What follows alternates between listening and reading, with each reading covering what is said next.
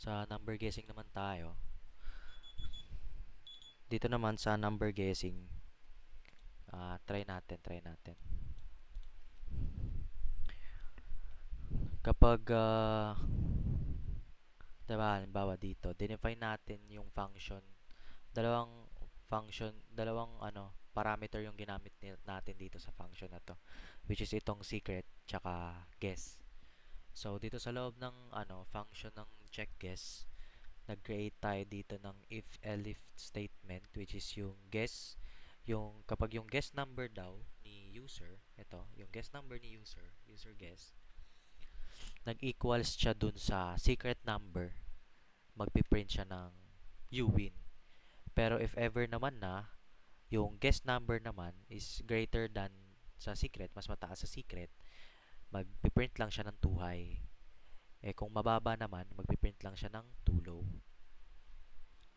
So ito, user guess times, ah dito lang magka-count kung nakailang guess na si user. So dito gumawa tayo ng while loop. So while user guess times ito, nag-exceed daw, nag less than 10, kapag ito daw na less than 10, yung user guess, pwede magi-input pa siya ng magi-input hanggang 10. Ngayon,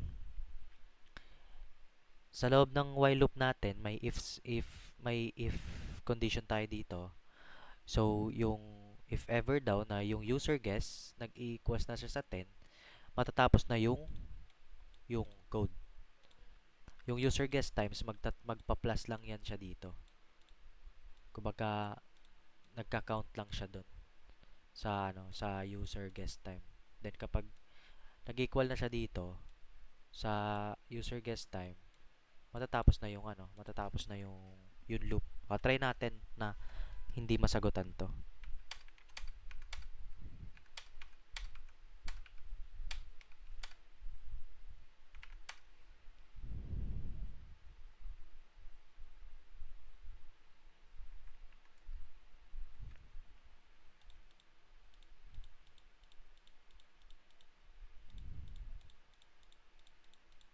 Ayun, 'di ba?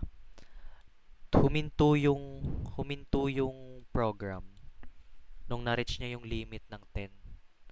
Dapat kasi less than 10 lang.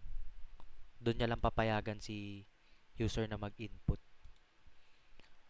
Napansin nyo ba? Kada hula natin, may lumalabas na 2 low, 2 high. So, try ulit natin.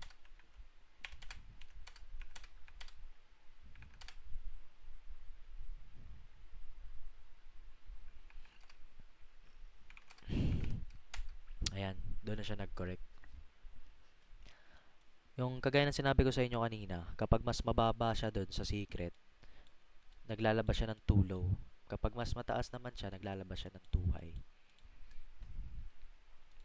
So, yun yung number guessing.